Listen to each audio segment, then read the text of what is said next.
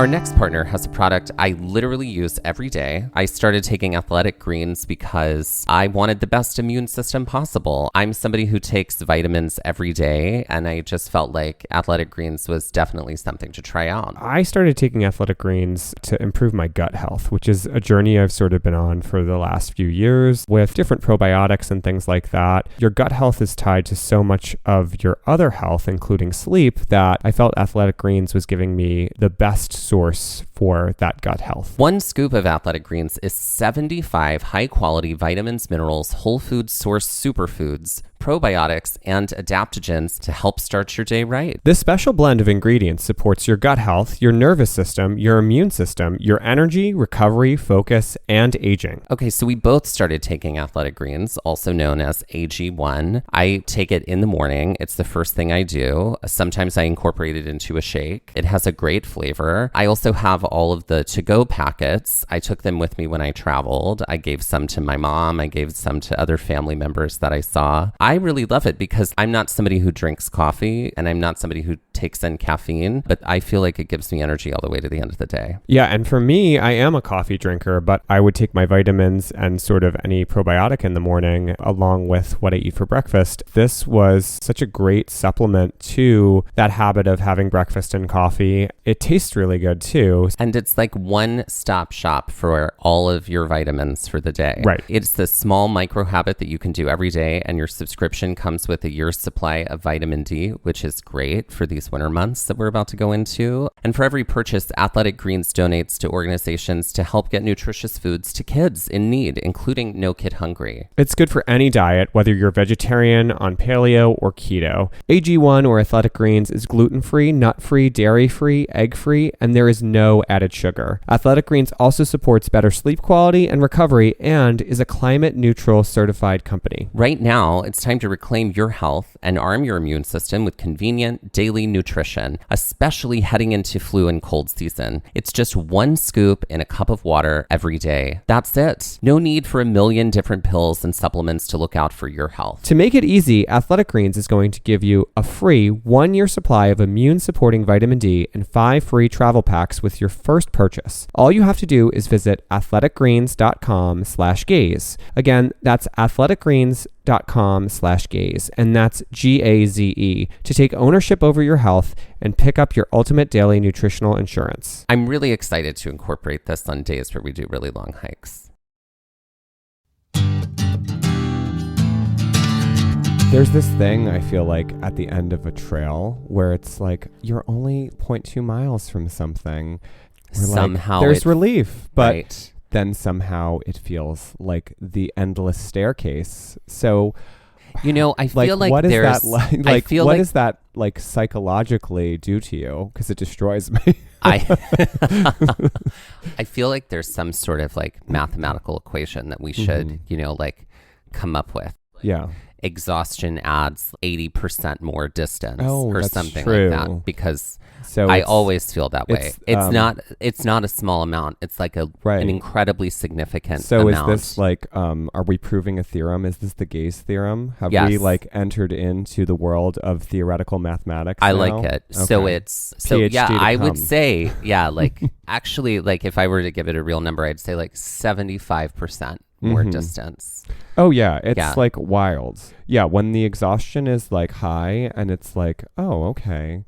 Because we've done some things where it literally has been like under a mile is what the sign says, with not too much incline. And then it's like, oh, well, just thanks for raking me over the coals, trail. Like you took everything I had left. And now I'm a shell of a human being. When we did that accidental long day in Yellowstone with Fairy Falls and Follies, that's the name of that episode, the last mile and a half was the most torturous. And it was flat. Flat and decline. The most excruciating thing I have ever done. Yeah.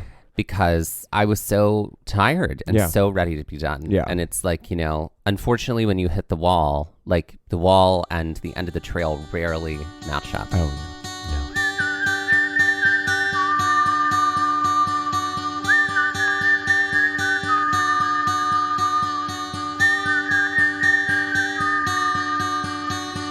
Looking looking for adventure. I want to follow on the trail, or get a little lost and let the wind fill my sails. Get up when the stars still fill the sky, don't wake the sun. There's so much to be done, and the day has just begun.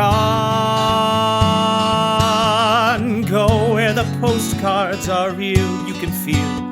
You can open your eyes and open your heart when you gaze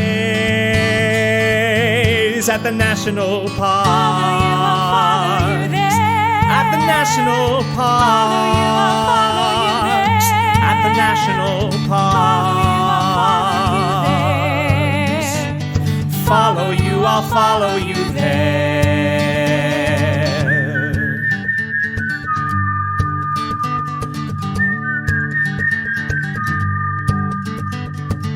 We would like to acknowledge that while hiking in the land also known as Grand Tetons National Park, that we were on the traditional and stolen land of the Shoshone-Bannock, Eastern Shoshone, and Cheyenne peoples.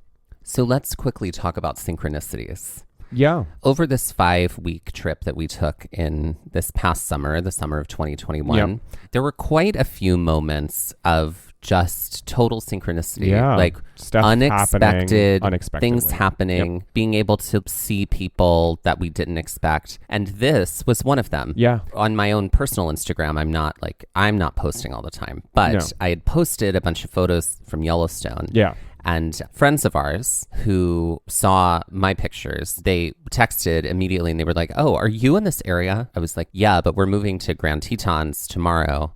They were like, "We're going to be in Grand Tetons on Friday." Yeah. And so I turned to you. I was like, "Oh my God, they're going to be in Grand Tetons on Yeah, Friday." it was kind of like a wild experience. And they were like, "Do you want to get dinner?" And we were like, Yeah. absolutely. So that was what we were going to do this day after doing this epic hike. Right, which, to remind you all, was about 13.6 miles. In total. In total, after already doing a very epically long day the Yes. day prior. Because that's what we do. Grueling day followed by other grueling day. Punishment followed by punishment. Because we did want to make the most of our time in Grand Tetons. We were very excited about it. Honestly, if we would have had a third day, we would have done another grueling day, I'm totally. sure. Yep, beat our bodies up. Right. But we knew we would be seeing them later this evening. Right. Yeah. So, and we weren't really able to go back to where we were staying because it was like almost an hour away. Right. We just had to take everything with us. So we Yeah. knew we would be hiking this entire 13.6 mile trail and then sort of have to Plan just for a bird bath shower. bird bath shower to then go Yeah. out to dinner later this evening. To be clean, presentable humans. But we did. Yeah, we did. We did. They ended up actually letting us come to their hotel room and and just freshen wash up up a little bit. Yeah. and stuff. But that was the coolest. Yeah, it it was so good to see them. They're the most wonderful humans. Yeah. That being said, this was hours away from where we currently were on our grueling hike up the Amphitheater and Surprise Lakes Trail, which was, if you listened to our last episode,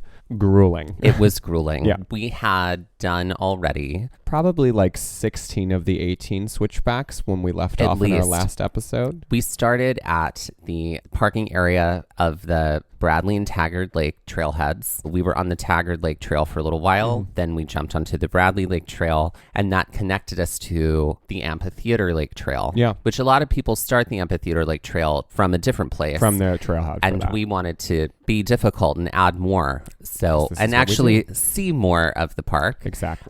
So then we started the Amphitheater Lake Trail at the base of the switchbacks, Yep. which the Amphitheater Lake Trail is literally like an incline walk up to the base of 18 switchbacks. You walk up 18 switchbacks and you're at Amphitheater Lake. Some people Sort crawl of. up. That's how we were feeling at this point. Right. Because we were very, very tired and it was hot. The summer was a little bit hotter than expected. The earth is dying. So it was a warm day when we were there. Early morning hours was in very exposed sun. Though sometimes very early morning it was chilly. Yeah. But then it quickly became Yes. very hot. Thankfully, we were close to the top at this point. And even though we were moving slow, and it was slow for me too, we had started to kind of come into a little bit more of a wooded area where we were hitting our final switchbacks. We keep seeing people that are coming down the trail, counting the switchbacks on the way down and smiling, and they look like models, and we are silently cursing them because I know. we are just so done at this point. Yeah. Personally, I said this last episode that I wanted to just grow wings and just fly back down to the car because I was so exhausted. And here we were at 16 of the 18 switchbacks. And I was like, we are almost there. Yep. I said, we've got to just rally and like move as slow as you need to move in order to get there. Right. Just to give you some perspective too, when we started at the base at Bradley and Taggart Lake, we were at about 6,800 feet of elevation, and we were basically going up to the 10,000 foot mark, just below about 10,000 feet. So we were gaining about 3,200 feet of elevation in total on this entire trek. We're getting real close to the top there, and as we do, we sort of enter into this foresty glade. One of the switchbacks, I guess, was actually like a horseshoe bend. It didn't feel like a true switchback because it was sort of flat at this point too. We were really sort of confused about, was that a switchback or was that just like a curve in the trail kind of thing? Because we were desperately counting to make sure that we were close to the top. But we do hit this forest glade, and we are essentially there, or so we think. Or so we think. Right. Then we see a sign that says Amphitheater Lake, 0.2 miles. Right. And there is a lake to our left at this point. let me tell you, Yeah. there have been many boys who have broken my heart, but that sign broke my heart more than any of them that have come before. And I knew that it was not going to be a flat walk. No, nor would it be or feel like 0.2 miles. No. Because signs are tricky like that. And after doing 18 switchbacks, it's definitely not going to feel like 0.2 miles. No, it's going to feel like at least a mile. Yeah, and so it did. The biggest tease was the fact that the lake to our left, there was a lake there, but that was not Amphitheater Lake. It was Surprise Lake, which was equally beautiful. But what we decided was that we cannot stop at this lake first, because then we will not pick ourselves up and go the extra 0.2 miles to Amphitheater Lake, that we would stop and see Surprise Lake on the way down. And that is what we did. We continued our trudge up to Amphitheater Lake, which became very rocky at this point on the trail. And these 18 switchbacks were not like a flat kind of terrain. They were a fairly rocky terrain. I would say comparatively to the rocky terrain of the switchbacks on Yosemite Falls. Yeah. It's not something that you can go like, I'm going to zone out and just look ahead and go for it. It's like I had to keep my eyes on the ground the whole time to know where my foot was going. Yeah. As we're getting close, we do have to make ascent again on this 0.2 miles. And this is where we're sort of straddling, the trail is sort of straddling and next to a stream that is kind of flowing down from the lake. And as we kind of head our way up, we get very close to the lake and we have to cross the stream at a few points. And you don't have to, but you kind of get like a really nice vantage of the lake if you're standing on like a little island in the middle of the stream. That is what we are. Run away with me to Nothing another in between. place. How can we go far? How can we go far? But eventually we do sort of make this last stream crossing, and we are at the top of the lake. It is spectacular. It is. It was one of those things where I was looking at it and I was like, now I have nothing to compare it to. Mentioned in the previous episode, there were people going to another spot, Delta Lake. Yeah. And they had said, oh, it's so pretty. It's the prettiest one. Somebody even said it's prettier than Amphitheater Lake, to which I was like, how can we really subjectively compare? Right. There were a lot of people that were, the lakes and how beautiful they are. I'm sure that the Amphitheater Lake is beautiful. So standing here, I was like, this is magnificent. Yeah. You know, it was one of those, the payoff for this hike is seeing one of these spectacular lakes. Yeah, it's right? totally the terminal sort of like point, which is also beautiful, which you don't always get on a hike. And so there was that kind of excitement and joy there. And many of these lakes are glacial lakes. Right. Because they were created from the melting of glaciers long ago. I don't know if Amphitheater Lake was a glacier lake. But I feel like there are other lakes in Tetons that are glacial in nature, but Try to say that 5 times. Glacial fast. in nature. Yeah. No. That's my if I were It's your a nerdy disposition. science teacher who wanted to create like a band Oh, yeah. to help teach science, I would call it glacial by in nature. Oh, Yeah. I like that. So I do have to say that this lake is much vaster or more vast than Holly Lake. The peaks that surround it are much higher, and it just seems like the shore of the lake there's more of a circumference to the actual lake itself. it's funny learning the science of how the Tetons were formed, Mm-hmm. which we cover in a Trail Mix episode. We totally hope you listen to, because seeing the photographs, going back to these photographs after being there, I really notice how just high and tall and vaulted all of these peaks and all of these mountain formations are. And now I sort of know like where all of that came from. Are they fold mountains? I can't remember now. No. What kind of mountains are they? You know this. They're volcanic. No, of course not. No. They're dome. No, wrong. Wrong. Now you're just naming types of mountains. I know. I'm impressed that I remembered all of those. No, they're not fold. They're not. Fold is when like two tectonic plates come together, Right. like two cars crashing into each they're other not head dome on. because they're not Dome volcanic. No. Volcanic means it No, erupted but and then dome and then is dome was volcanic, created by but volcanic didn't activity, like volcanic. but didn't erupt. Didn't erupt. I can't remember the last type. No, there's two more types. Oh, I can't remember the last two. Okay, Grand Tetons are fault block mountains. Fault block. There meaning we go. they were formed at a fault in the earth, and where one side receded into the earth and the other side shot straight up. Yep. And that's where these mountains came from. We break all of that down in that trail mix. So the lake itself is beautiful and vast, but we are perfectly content to kind of sit at the head of the lake and go no further. And rest. And we found a very picturesque kind of log that was just sitting there, and we were like, all right, we're going to sit here. Yep. And poot. Poot. Yep. And just Poot stuff and our snack. faces. Yep. He's saying poot, not poop. Because we know not to do if that we on a needed to trail. do that, how we would do that. We wouldn't do it up here. No, we are just enjoying the shade. There are a bunch of people around the lake, not too far on either side. We do have some company that are animal friends, which tend to happen, I feel like, at these were taller squirrels, points. right? No, chipmunks. Oh, they were chipmunks. They were little baby chipmunks. Who were trying to get our food. Right. And we didn't give them our food because we shouldn't do wild that. animals. We shouldn't do that. No. Don't feed wild animals ever. No. Even if you they think become it's dependent cute. on it. Yep. That's right, because that's not good for their health, their ecosystem. No. But we have to remember wild animals smell our food and think, oh, listen, look at that awesome food. Yeah. And so they want to try and get They some were of it. they were very close. They had no fear at that They were moment. just like, there was one perched next to me while I was sitting on the log. Yeah. It didn't crawl on me. No. Even though, like the part of me that wanted to be Snow White in that moment would have been okay with that. But, and I'm sure had I tried to offer it food, it would have crawled onto my hand or onto my leg. No. But I was like, we can't do that. They were as brazen as the chipmunks at the top of Angel's Landing. 100%. And they were very brazen. They were very brazen. We did have some lovely, it did feel like a Snow White moment or a Sleeping Beauty, like, I know you, I met you once upon a dream kind of moment. Oh, yeah. Once Upon a Dream. Yeah. God, I love that song. Yeah. And that picturesque forest behind them could totally be Amphitheater Lake. Totally. But this is also bro zone up here. 1000%. It was like I'm assuming they were early college, late high school, just some bros hanging out down the lake.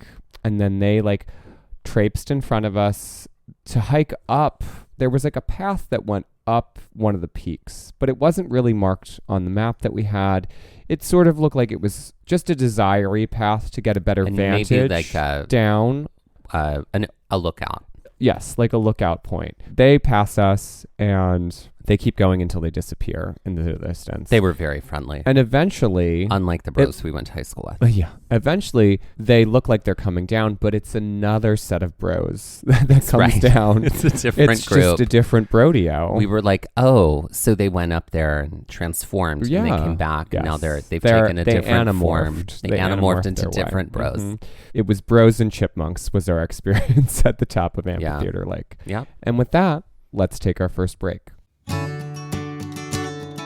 You have friends over, binge watching your favorite show, cats on your lap, No matter your reasons for wanting to stay put and keep your feet up, get beer, wine, and spirits delivered to your door in under 60 minutes with Drizzly, the #1 app for alcohol delivery. It's so convenient. You can shop across multiple stores, choose from a huge selection, and find the best deals on exactly what you're looking for. Get what you want and get it when you need it. Right now, Drizzly is giving all new customers $5 off their first order if you use the code FAST5. So download the Drizzly app or go to drizzly.com. That's Drizzly, DRIZLY.com, and use the promo code FAST5 for $5 off your first order. Get what you want and get it when you need it with Drizzly.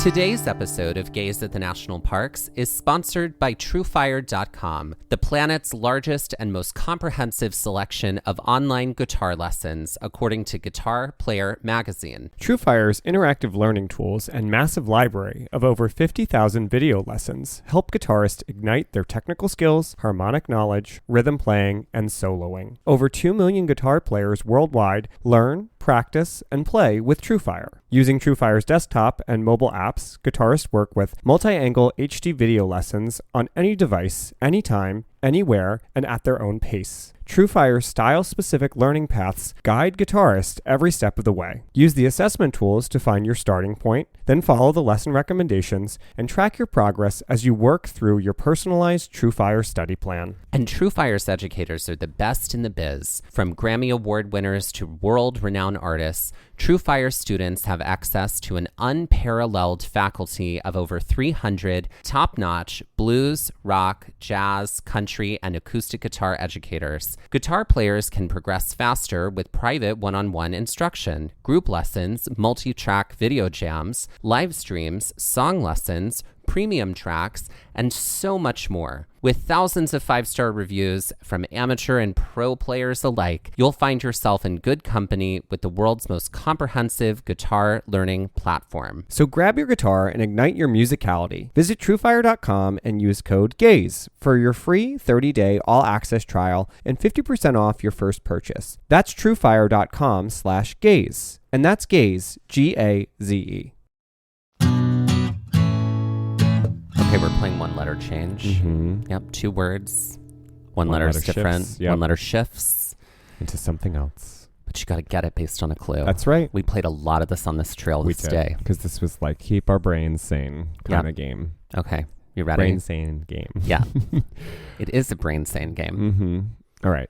Yeah, do you want to go first? Sure. Okay, go ahead. Okay. If a breeze were to leave pieces of itself behind, it might be called this.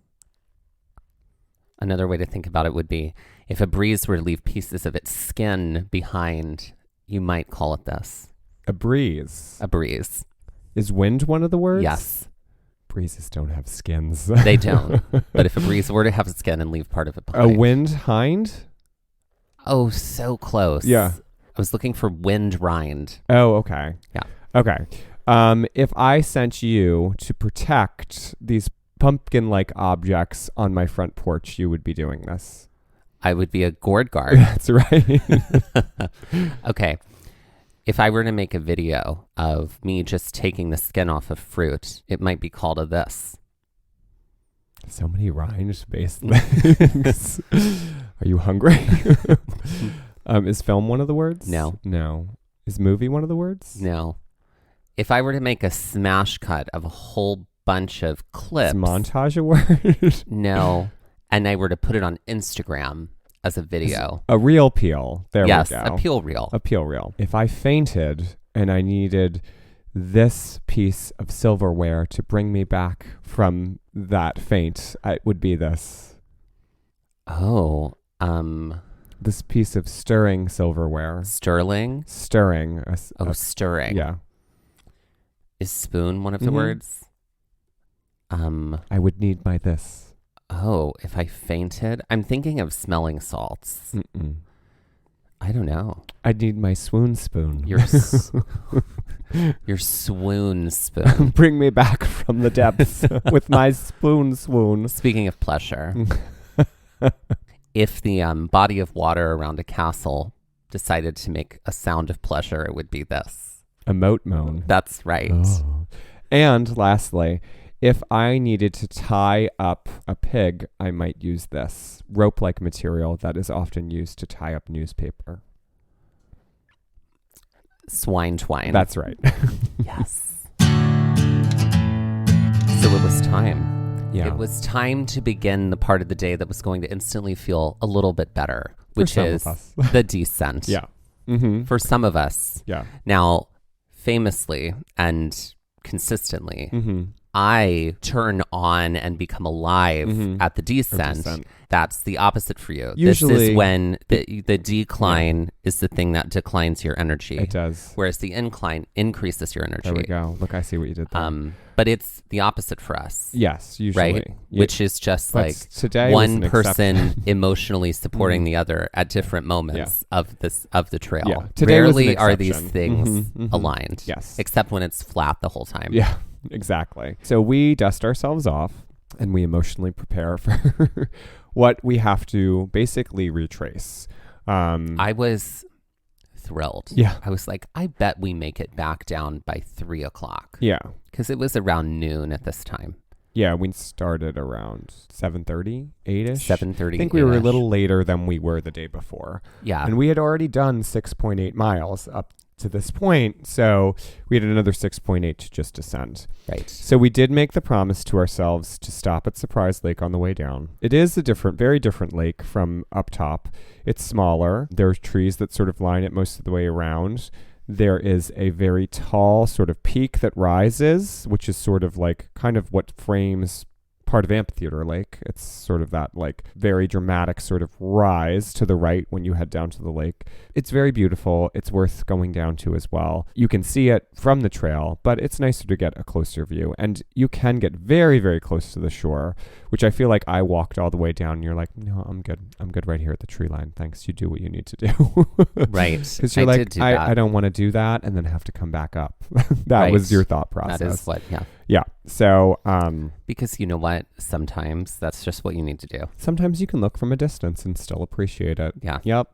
No FOMO. Nope. No. Mm-mm. So there's a couple here that's at the lake. We talk a little bit about the trek up to Amphitheater Lake and we speak with them really quickly before we head back down. We wind through our first set of switchbacks, which are at the top. It includes that one horseshoe switchback, kind of relatively flattish, not completely flat. For that moment. For that moment. And then it's sort of like decline very quickly. Mm-hmm. Yeah. Mm-hmm.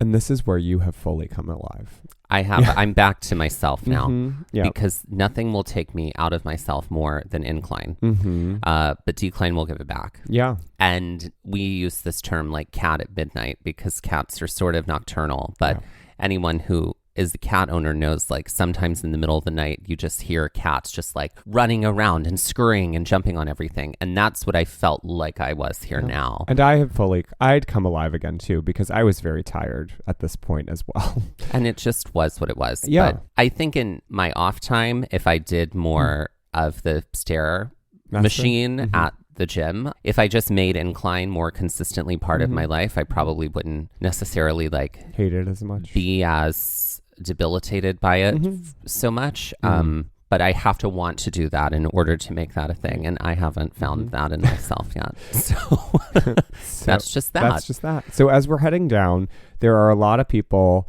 that are coming up. And I say a lot, they're spaced out, that are asking us about time.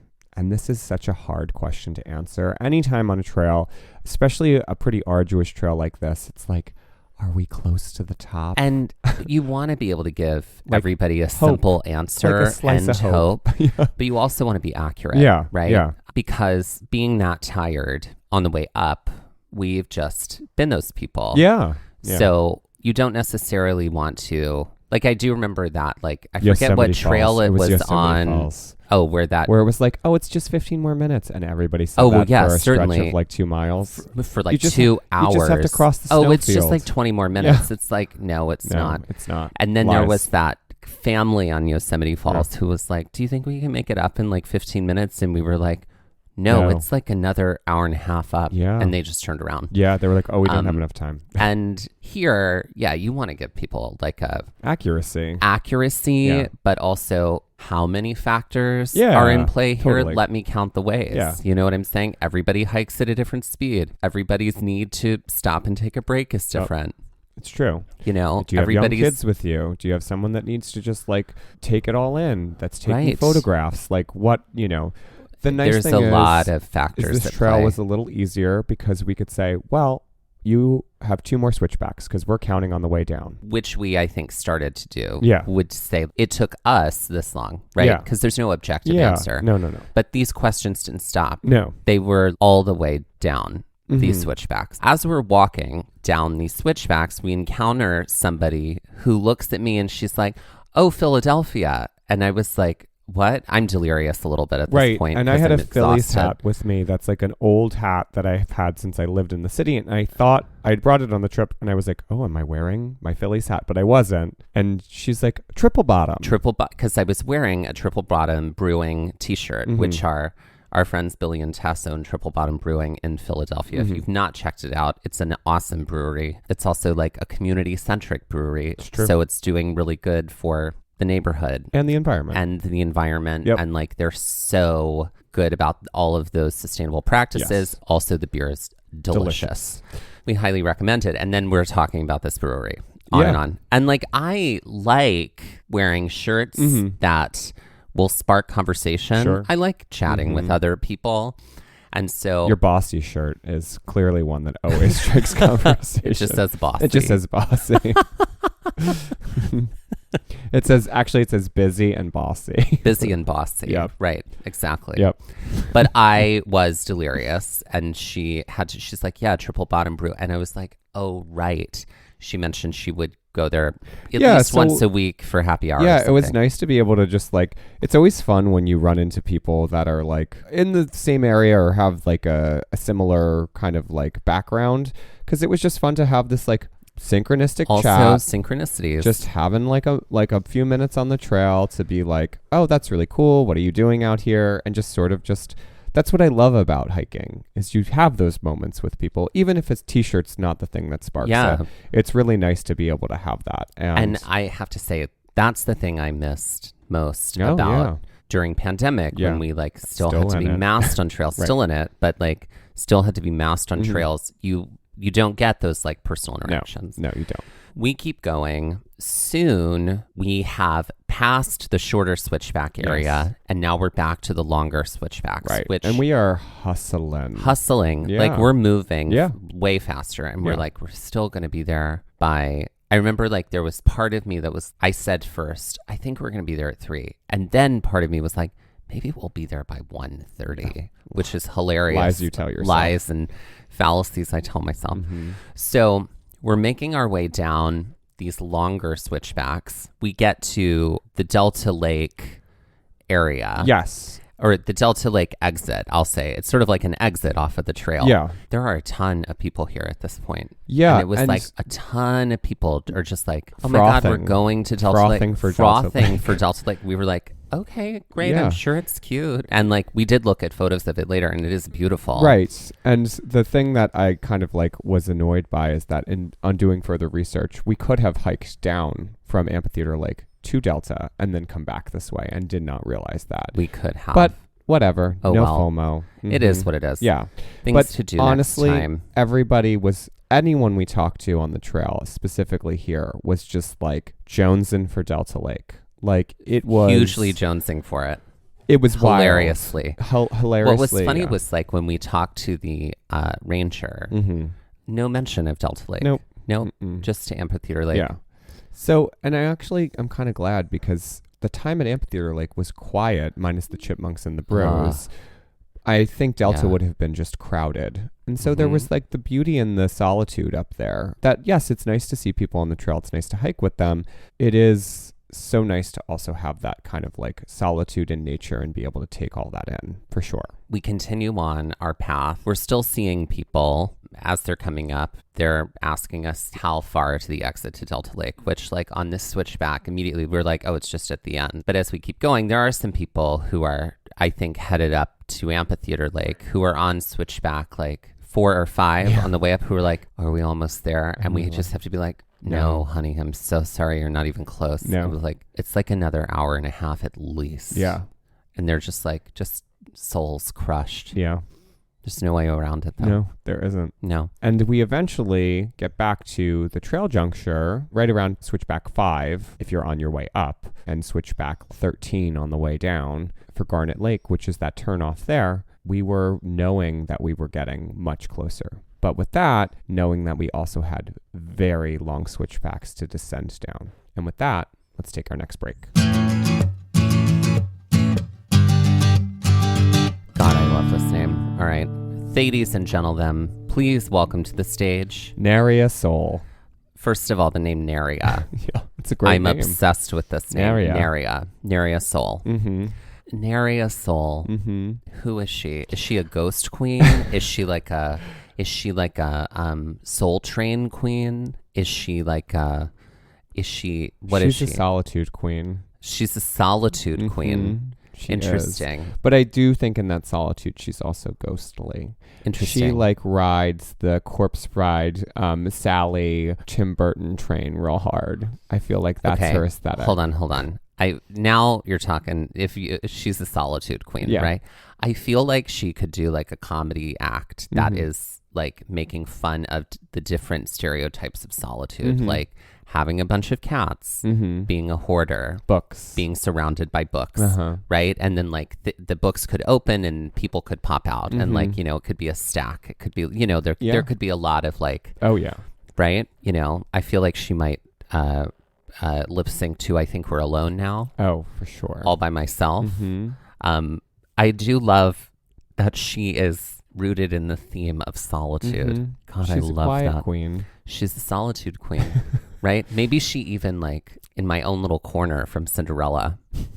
Maybe she sings that live. She's changed the words to like be about her imagination journeys, right? Because that song from Cinderella is all about, you know, like she's a milkmaid, she's a hunter, she's all these things. She can be all these things safely in her own little corner. And so I imagine that would be a fun rewrite to do. Yeah, totally. Naria. Yeah, Naria Soul. I don't think she has any merch because she's just so, she doesn't want to be involved with people. Interesting. You know what I think maybe it is? This would be really appropriate for her merch. Her merch is just like old props from her acts that she doesn't want anymore. And you can just buy them and take them. Okay. Right? Like it's just her getting rid of stuff. She's a consignment queen. She is a consignment queen. Consignment and solitude. Yes. Hand in hand together forever. Exactly. I feel like she's like a leader on the internet for people who want to be left alone and just want like their own space. Their own corner of the world. And it's like they never have a Zoom chat. They never like, you know, have any video chats because that's way too much. Instead, it's just sort of like this online platform where they can be like, you know, like they could go and like talk like, well, this is, you know, this is what I did all by myself this week, and this is what I did, and like find community there if they want. Yeah. But, or you could just read and be a voyeur. Right. So that's Naria Soul. We really went into a lot of places with her. So, ladies and gentlemen, please welcome to the stage, Naria Soul. We are back in that very, very, very long section of switchbacks now. Kind of like crazily at this point, there are a ton of people hiking up. Like, I mean, back to hiking early and often of people. Because had we all been moving slow, like it would have just slowed down everybody. Yeah. You know? And we knew at this point we weren't going to be done until the mid-afternoon because of just time, what we were able to kind of figure. So these people who were hiking up in this long section were like, you're going to be like evening finish. The exposed heat the whole time. Yeah, and this was also like the hottest section now because we had sort of lost any sort of tree cover here, except for maybe sometimes at the corners where the switchbacks were. But it was few and far between. The one thing that I noticed was that it was a ton of very young hikers that I'm like, I think like you're 11 still in, years middle old. school. Like, Right. where are your parents? Where and they are also your parents? also didn't seem like they were prepared. It didn't seem like they had enough water. Let's also talk about something Bear that's happening spray. to both of us right now, right? We're old. Well, being in our 30s now, right? Sure. Like auto dad happens. Like you see kids who like their parents aren't around and you're like, where is your parent? That's me right now. Where is your water? Why are Yep. you wearing this footwear? Like you're not prepared for this. Auto- Why have you auto put dad. yourself auto dad, right? Mhm. It happens. Yeah. It happens. Yeah. This part of me activates. Well, I think it's also the educator part of us too. Well, certainly. Yeah, you know. Certainly. Where is your adult? Where you're grown But ups? it was like, and they were all like, oh, hey, did you guys go to Delta Lake? And we're like, no, we hiked all the way up to Amphitheater. They're like, oh, cool. Like, how far is the turnoff for Delta? That was everybody's question. How far is the turnoff to Delta? And we're like, we got to go up this one and two more. And then you're yeah. there, basically. So that was seemingly the hot ticket and item. as we were like approaching that, It's like a Stefan. The hot ticket item in Grand Tetons is Delta Lake with Delta Burke. right, Right. right. That's exactly Could you what imagine? it is. Mm-hmm. And then, as we were on that like final first switchback Mm-hmm. Down. down, there were people asking about the Delta Lake turnoff.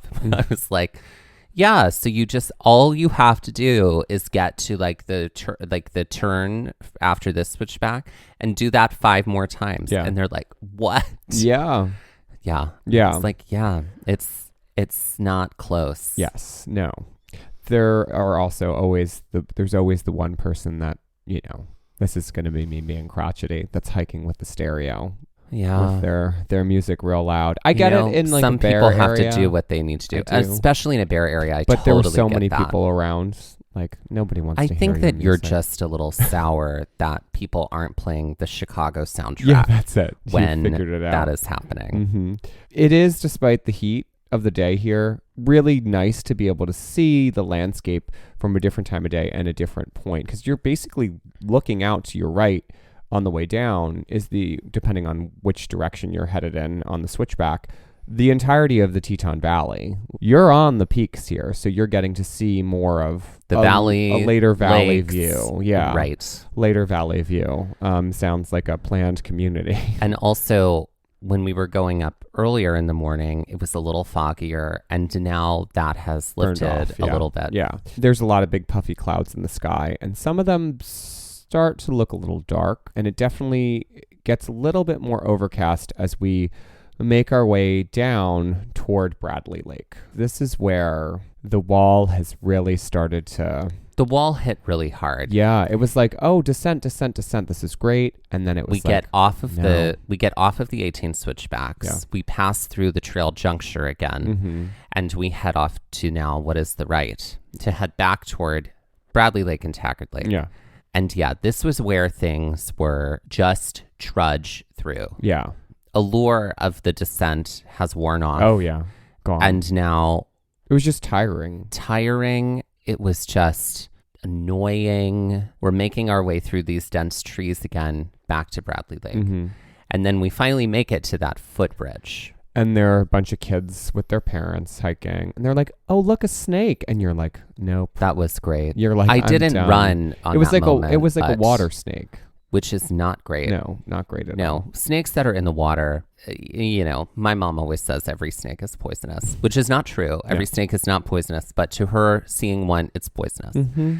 Also, I'm a little bit like, okay, yeah, it's great to like be able to identify snakes by looking at them and knowing if they're poisonous, but I don't want to be close enough to one for long enough to be able to check out its colors to see if it is. Yeah. My fear is now too high, and there's now snakes in the water. My assumption is that they're water moccasins. They're probably not here in the middle of Wyoming, but who knows? That's what they were to me at Who this knows time. in your brain?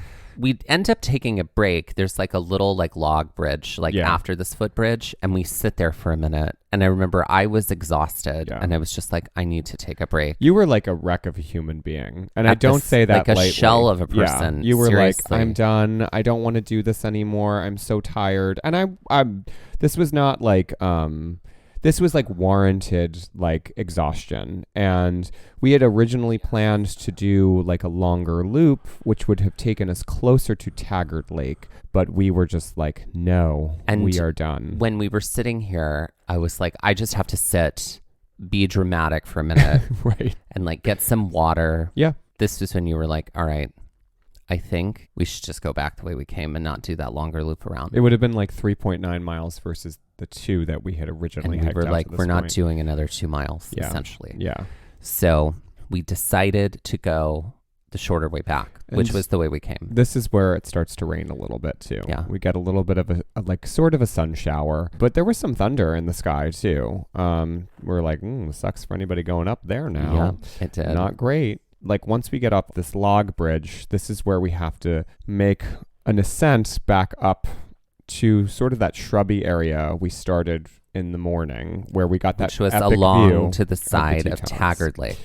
Yeah. So this is also the most tiring, most exhausting. We had felt every feeling we could feel. Done. The wall had come and gone, and You've run us described over. this as angry hiking, This which was I angry think is hiking. like a new thing we both discovered. Because Mhm. in this moment, we were very quiet. We weren't playing any games. We just were like stomping through and trudging back because it's hiking that is required to do after you've hit the wall and you're not close enough to No. the parking lot. And you have to keep going. and you can't just lay down. You can't just lay down. No. You have to just keep going. You do. So we're back into this like glady, shrubby, underbrushy area. We turn around and the sky is just like the most dramatic. Beautiful views of the Tetons from this point. And this is also where there are still a ton of people coming out on this trail. But you have to remember this is technically where we're headed is the parking area for the Bradley and Taggart Lake Trail. So this is sort of like a doable loop. Like the time frame that would be like a later afternoon, early Yeah. afternoon to late afternoon kind of hiking. There's a lot of things, a lot of terminal points, Yeah. essentially, Yeah. at these points that Yes. we sort of like Yes. went and moved on from. Yes. That a lot of people, I'm sure, hike out to those and come back. Yeah, yeah. We get to the point where we pass the stables as we're hiking back. And in your delirium, you're like, oh my God, are we going the right way? I don't remember these from, wait a minute. Like, are we right? Are we going the right? Like you melted, like kind of like emotionally My heart broken. was dying a little bit at the time. And I was like, no, we passed these. And we did pass them earlier in the day. And at this point, I remembered, I was like, we're close. Because then we saw the hikers with the moose not long before we hit the stables. So we were close. We ended up hiking down off that main part of the trail, back into that flat gravelly area. That dirt road was area. The start. Again, the sky behind us is just like full of drama. Had fully transformed itself from this very sunny earlier in the day sky to a lot more overcast, a lot more dramatic cloud things happening. We get back to the car and we literally Just like rip if we could have off burned everything. everything, I think we would have at this point. In effigy. Because it really was just it had taken everything from us. Because it was a longer day. Again, we really tried to do. Welcome to the stage, effigy burns. Yeah, we had tried to do like on this trip like 8 to like a 10-mile day, and then do a longer 13 to 15-mile day. And this was like two in that 10 to 15-mile day range, right in a row back to back. Right. After hiking all through Yellowstone, after hiking all and through doing Glacier, basically 3 grueling days in Yellowstone. after not stopping at all for 2 straight weeks, essentially. So Yeah. we were sort of at a little bit of a, okay, we're tired now, we're done. And in this moment, we were done. Mm-hmm.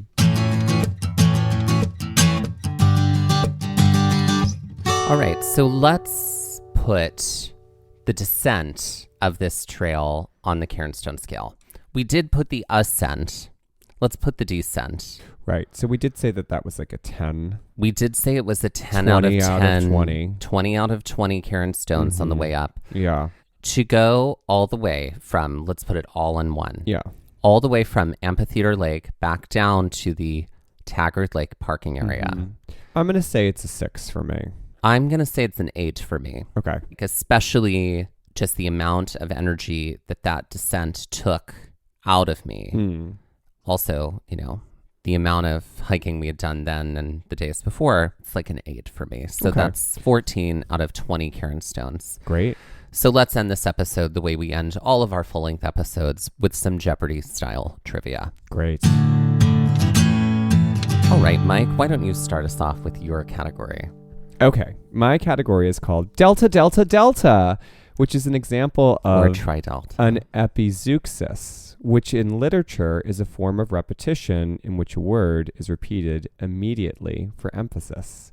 So in this game, you need to guess the epizeuxis, which is common mostly in film, television, or sometimes literature. Which I already have one that I think of that it's probably here, so I'm just going to not say anything and wait. So for 100, this famous exasperated remark made by a middle Brady sister. Marcia. Sure, Jan. But Great, Jan, that's correct. You don't have any friends. Exactly. Jan, did you take my white knee socks? For 200. It's Skule. For 200. This incantation that Adam, Barbara, and Lydia know as both a summoning and banishing for a mischievous soul. What is Beetlejuice? Correct. For 300. This phrase, made popular by Jerry and Elaine, could equate as fill-in for a long and tedious story or tale.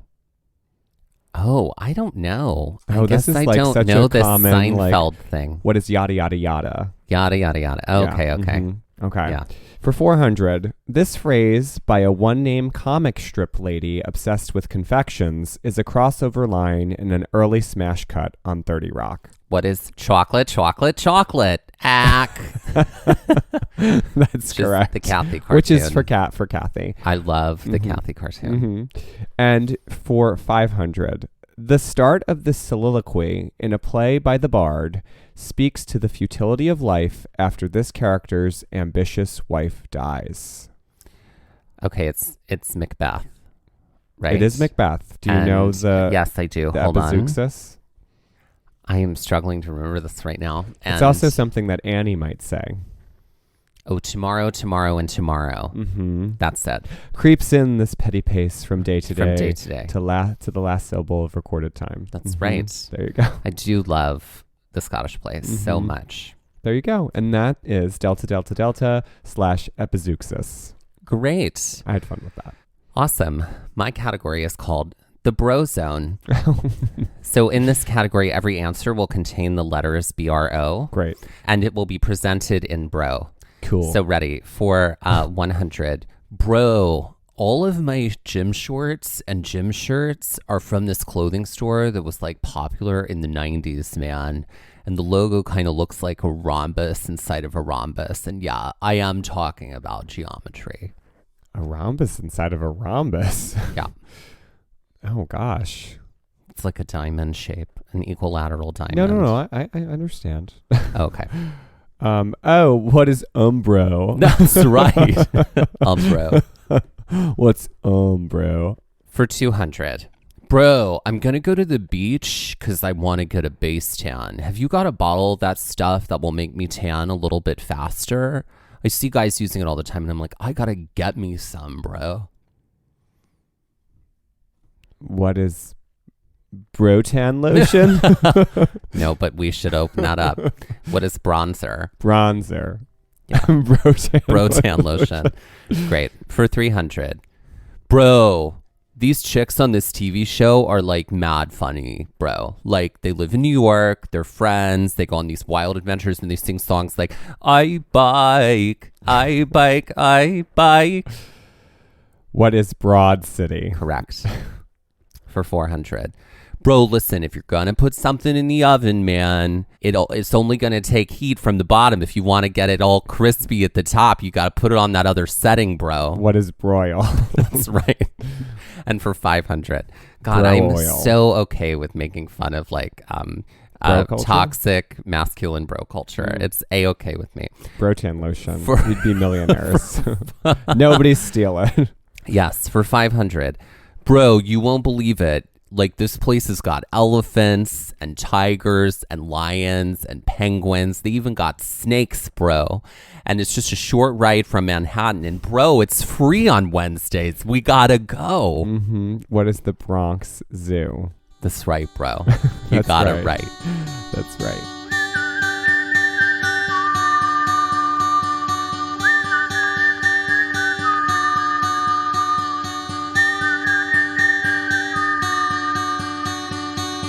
This has been Gaze at the National Parks, the podcast, and we're here to remind you to bro early and bro often, and that broing is always out there. This has been Gaze at the National Parks, the podcast, and we're here to remind you to hike early and hike often, and that adventure is always out there. Gaze at the National Parks was created and is hosted by us, Dustin, Ballard, and Michael Ryan. To see images of this episode, follow our Instagram at Gaze at the National Parks. To contact us, email us at gazeatthenationalparks@gmail.com. To find out more about the parks visited on this show, visit our website, gazeatthenationalparks.com. And that's Gaze, G-A-Z-E. All original artwork featured on Instagram, on our website, and available in the Gaze Shop is by me, Michael Ryan. All original music was written by Dave Seaman and performed by Dave Seaman, Mariella Klinger, and Sean Splios. Our music producer is Skyler Fortgang. This episode was edited by me, Dustin Ballard. We would also like to acknowledge that while recording this episode, that we were on the traditional and stolen lands of the Lenape people, also known as Ocean County, New Jersey.